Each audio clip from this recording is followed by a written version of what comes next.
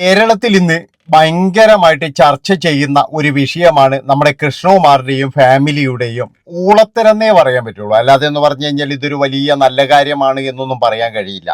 അതായത് ഇവരുടെയൊക്കെ വീഡിയോ കാണുന്നവരോടൊക്കെ എനിക്ക് പറയാനുള്ളത്, നിങ്ങളൊന്നും ഇതൊന്നും കണ്ട് പഠിക്കല്ലേ എൻ്റെ പൊന്നു മക്കളെ. ഉള്ള കാര്യം എന്താ പറയുന്നതിന്, ഇതൊന്നും നല്ല സ്വഭാവമല്ലടോ. ആർക്കായാലും വയസ്സാകും, അതാണ് നിങ്ങൾ മനസ്സിലാക്കേണ്ടത്. ഇപ്പൊ അപ്പച്ചി എന്ന് പറഞ്ഞാൽ എനിക്ക് തോന്നുന്നത് എന്താണെന്ന് വെച്ചാൽ കൃഷ്ണകുമാറിന്റെ ജ്യേഷ്ഠത്തിയാണെന്നാണ് എനിക്ക് തോന്നുന്നത്. അപ്പൊ അവർക്ക് പ്രായവും കുറച്ച് കാര്യങ്ങളൊക്കെ ആയതുകൊണ്ടായിരിക്കാം, അല്ലെങ്കിൽ എന്ന് പറഞ്ഞാൽ പൊതുവേ എന്ന് പറഞ്ഞു കഴിഞ്ഞാൽ ഈ അച്ഛന്റെ വീട്ടുകാരെ ഇഷ്ടമില്ലാത്തതുകൊണ്ടായിരിക്കാം.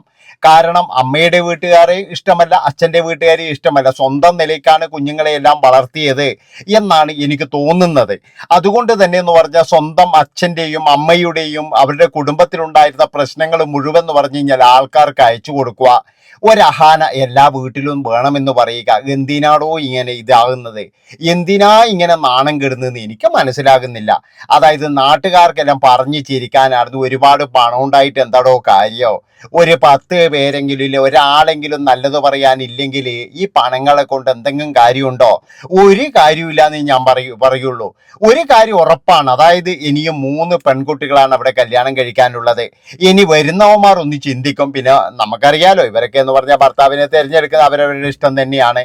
അവർക്കൊന്നെന്ന് പറഞ്ഞു കഴിഞ്ഞാൽ സാധാരണ പോലെയൊന്നും അല്ല. അതായത് അവർക്ക് ഇഷ്ടമില്ല ആൾക്കാരെ കല്യാണം കഴിക്കാൻ വേണ്ടിയിട്ട് എല്ലാ പെർമിഷനും കൃഷ്ണകുമാർ കൊടുത്തിട്ടുണ്ട്. എന്നാലും മര്യാദ എന്ന് പറയുന്ന ഒരു കാര്യം ഈ അമ്മച്ചി മക്കളെ ഒരാളെ പോലും പഠിപ്പിച്ചിട്ടില്ല എന്ന് ഞാൻ പറയുള്ളൂ. അതായത് ആ ഒരു രണ്ടാമത്തെ പെൺകുട്ടി ദിയ, ആ ദിയ തന്നെ എന്ന് പറഞ്ഞു കഴിഞ്ഞാൽ കല്യാണം കഴിക്കുന്നതിന് മുമ്പുള്ള കോലാഹലങ്ങളൊക്കെ നമ്മൾ കണ്ടതാണ്. ഒരാളെ പ്രേമിച്ചു, അവൻ ഇനി വേണ്ടാന്ന് പറയുകയും പിന്നെ മറ്റൊരാളെ കല്യാണം കഴിക്കുകയൊക്കെ ചെയ്ത കാര്യങ്ങൾ. അതുപോലെ തന്നെ ഇവരുടെ ആ ഒരു വീഡിയോ കണ്ടു കഴിഞ്ഞാൽ അറിയാം, ഈ അശ്വിൻ എന്ന് പറയുന്നവന്റെ വീട്ടുകാർ ഇവർ അടുപ്പിക്കാറേയില്ല. അതുമാത്രവുമല്ല, അവരെയൊക്കെ സമൂഹ മാധ്യമത്തിന്റെ മുന്നിൽ നല്ല രീതിയിൽ അപമാനിച്ചിട്ടുണ്ട്. വേറെയൊന്നുമല്ല, ഞാൻ കുറെ പൈസ കടം കൊടുത്തിട്ടുണ്ട് എന്നുള്ള തരത്തിൽ. അതായത് സ്വന്തം മകന്റെ ഭാര്യയിൽ നിന്നും കടം വാങ്ങി ബിസിനസ് നടത്തുന്ന അമ്മായിയച്ഛൻ്റെയും അമ്മായിയമ്മയുടെയും അവസ്ഥ നിങ്ങളൊന്ന് ആലോചിച്ച് നോക്ക്.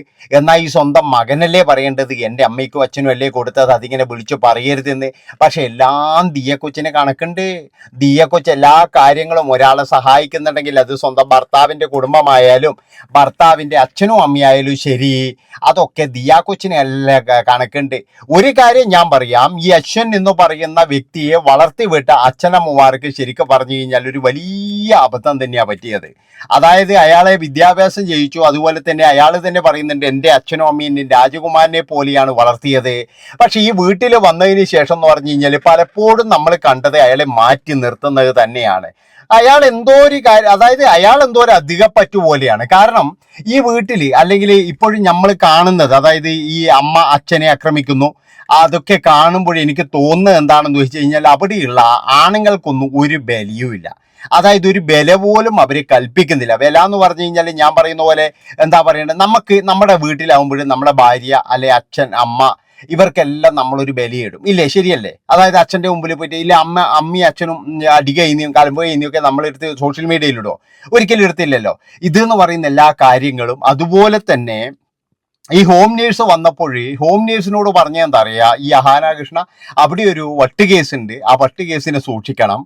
അവർക്ക് ഫ്രൂട്ട്സ് ഒക്കെ വാങ്ങിച്ചു കൊണ്ടു കൊടുത്തതിന് ശേഷം പറയുകയാണ് അവിടെയുള്ള ആ തള്ള കഴിക്കാതെ സൂക്ഷിക്കണം എന്നൊക്കെ പറഞ്ഞിട്ട് വളരെ മോശമായ കാര്യങ്ങൾ.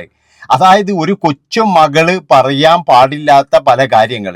അപ്പോൾ ഇവരൊക്കെ പറയുന്നത് എന്താ വെച്ചാൽ അമ്മൂമ്മയുടെ വായിൽ നിന്നും അങ്ങനെയുള്ള കാര്യങ്ങളൊക്കെ വീണിട്ടുണ്ട്. അതുണ്ടെങ്കിലും അതും തെറ്റ് തന്നെയാണ്, ഒരിക്കലും നമ്മൾ ശരിയെന്ന് പറയുന്നില്ല. പക്ഷേ ഇവർക്കെല്ലാവർക്കും എന്ന് പറഞ്ഞു കഴിഞ്ഞാൽ അഹങ്കാരം നല്ല രീതിയിലുണ്ട്. ലോകത്തുള്ള അഹങ്കാരം മുഴുവൻ ഇവർക്കുണ്ട്. കാരണം അതിൻ്റെ അകത്ത് കൃഷ്ണകുമാർ എന്ന് പറയുന്ന ആ ഒരു പാവം മനുഷ്യൻ, അയാൾ ഒരുപാട് ബുദ്ധിമുട്ടിക്കൊണ്ടിരിക്കുകയാണെന്നാണ് എനിക്ക് തോന്നിയിട്ടുള്ളത്.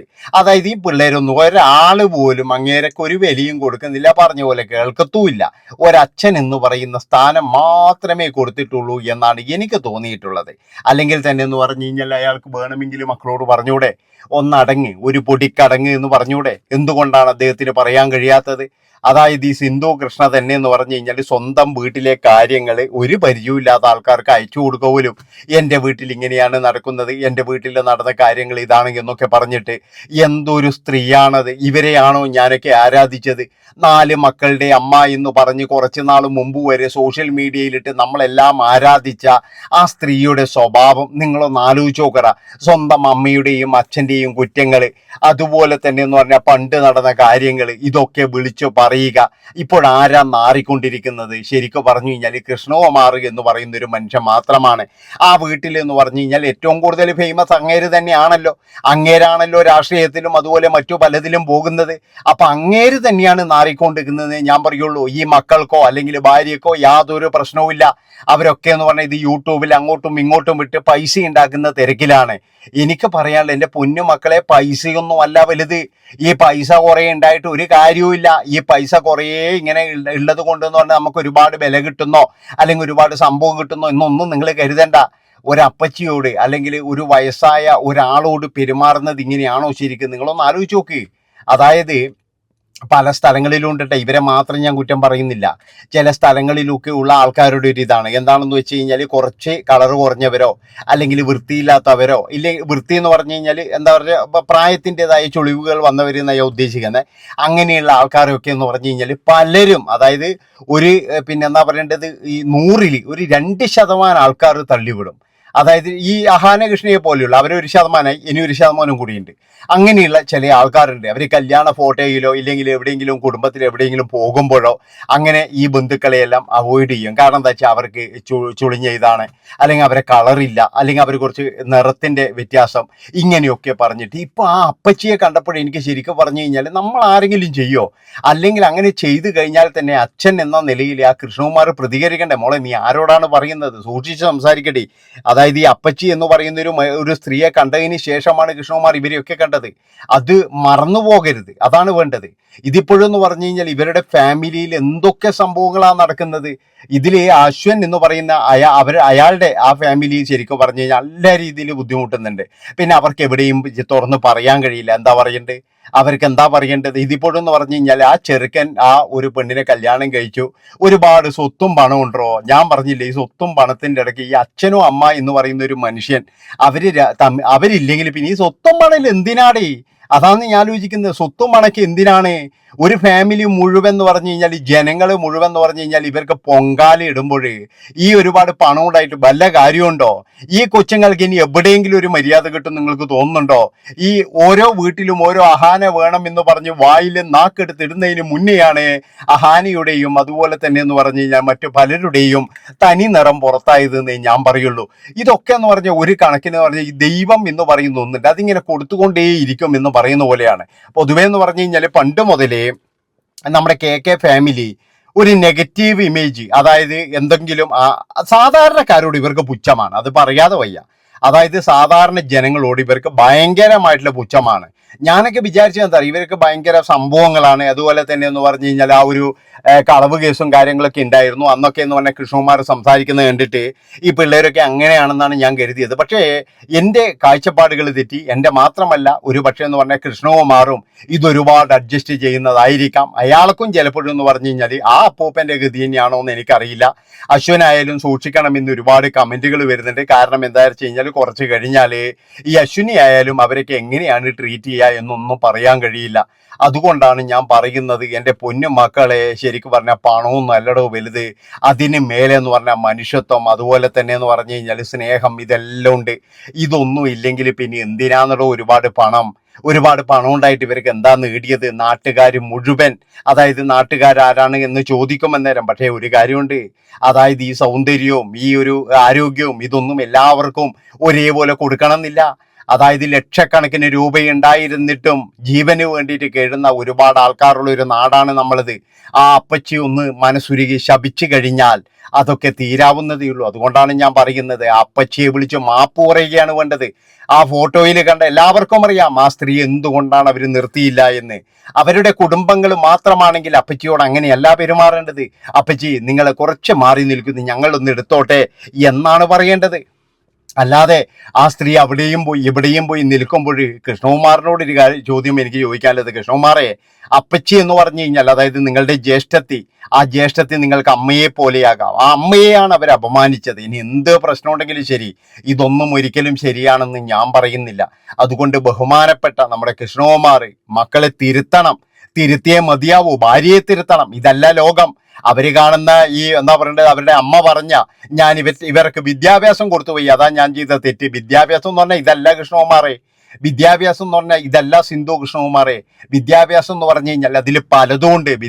സമ്പന്നനായ ഇപ്പൊ ഇന്നലെ ഞാനൊരു ആക്സിഡന്റ് കണ്ടു. അതായത് നമ്മുടെ CCTV ഇങ്ങനെ കാണിക്കുമല്ലോ, അത് നമ്മുടെ ഫേസ്ബുക്ക് പേജിൽ വരുന്ന ആക്സിഡന്റ്, ഒരു കാറ് മറിയുന്നതും അപ്പോൾ തന്നെ എന്ന് പറഞ്ഞു കഴിഞ്ഞാൽ തൻ്റെ സ്കൂട്ടർ സ്റ്റാൻഡിലിടാതെ അവിടെ ഇട്ടിട്ടോടുന്നൊരു മനുഷ്യനെ കണ്ടു. അതായത് മറ്റു പലരും എന്ന് പറഞ്ഞു കഴിഞ്ഞാൽ തിരിഞ്ഞു നോക്കാതെ ഓടിപ്പോകുമ്പോഴേ അയാള് ആ സ്കൂട്ടർ അവിടെ സ്റ്റാൻഡിലിടാൻ ആ സമയം അദ്ദേഹത്തെ അനുഭവിച്ചില്ല. ആ സ്റ്റാൻഡ് വരെ വിട്ടിട്ട് അദ്ദേഹത്തിന്റെ സ്കൂട്ടറിന് നല്ല പരിക്ക് പറ്റിയിട്ടുണ്ടാകും. അപ്പൊ അതുവരെ അവിടെ ഇട്ടേച്ച് അയാൾ ഓടിപ്പോകുന്ന രംഗം ഒരുപക്ഷെ എന്ന് പറഞ്ഞു കഴിഞ്ഞാൽ അയാളെ ഒന്നും കാണുമ്പോൾ ഇനി ആ കാറിലുള്ളവർ മൈൻഡ് പോലും ചെയ്യുന്നുണ്ടാവില്ല. കാരണം എന്താ വെച്ചാൽ അയാൾ അങ്ങനെയുള്ള ഒരാളായിരിക്കും എന്ന് കരുതിയിട്ട്. പക്ഷേ സ്നേഹത്തിന്റെ വില എന്ന് പറഞ്ഞാൽ അവിടെയാണ്. വേറെ ഒരു സംഭവം കൂടി പറയാം. അതായത് ഒരാളെ വളരെയധികം മോശമായിട്ട് ഒരാളോട് സംസാരിക്കുന്നത് വേറെ ഒന്നുമല്ല, എന്താണെന്ന് വെച്ച് കഴിഞ്ഞാൽ ഇയാളെന്തോ പിന്നെ അടുത്തിരുന്നപ്പോൾ ഇയാളുടെ ശരീരത്തിലെ വേർപ്പ് കണം അയാളുടെ മേലെയായി എന്നായിരുന്നു വലിയൊരു ആരോപണമായിട്ട് അയാൾ അങ്ങനെ ഭയങ്കരമായിട്ട് കോപിച്ചുകൊണ്ടിരിക്കലാണ്. കുറച്ച് കഴിഞ്ഞപ്പോൾ അയാൾക്ക് ഒരു ആക്സിഡന്റ് സംഭവിക്കുന്നു. ആക്സിഡന്റ് സംഭവിച്ചപ്പോൾ ഈ കർഷകൻ ഓടിച്ചെല്ലുകയാണ്. ഓടിച്ചെന്ന് അയാളുടെ ആ വേർപ്പ് കണങ്ങൾ അടങ്ങിയ ആ ഒരു തോർത്ത് ഇദ്ദേഹത്തിന്റെ നെറ്റിയിലുണ്ടായ മുറിവിൽ കെട്ടുകയാണ്. അങ്ങനെ ആശുപത്രിയിൽ എത്തിച്ചപ്പോൾ അയാളോട് പറഞ്ഞു, അതായത് ആ ചെയ്ത മനുഷ്യൻ ഏതായാലും ഒരു പുണ്യപ്രവൃത്തിയാണ് ചെയ്തത്. അയാൾ നിങ്ങളുടെ മുറിവിൽ നിന്നും രക്തം വരുന്നത് തടഞ്ഞു. നിങ്ങളൊന്ന് ആലോചിച്ചു, ആദ്യം അയാളെ അപമാനിച്ചു വിട്ടതാണ്, അയാളെ അപമാനിച്ചു വിട്ടു. ആ വിയർപ്പ് കണമുള്ള തോർത്താണ് അവസാനം അയാൾക്ക് രക്ഷയായി വന്നത് എന്നുള്ളതാണ്. അതുപോലെ തന്നെ എപ്പോഴാണ് ഈ അപ്പച്ചി രക്ഷയായി വരുന്നതെന്ന് പറയാൻ പറ്റൂല. ഏതായാലും ഇത്രയും പറഞ്ഞുകൊണ്ട് നിർത്തുകയാണ്. നന്ദി, നമസ്കാരം.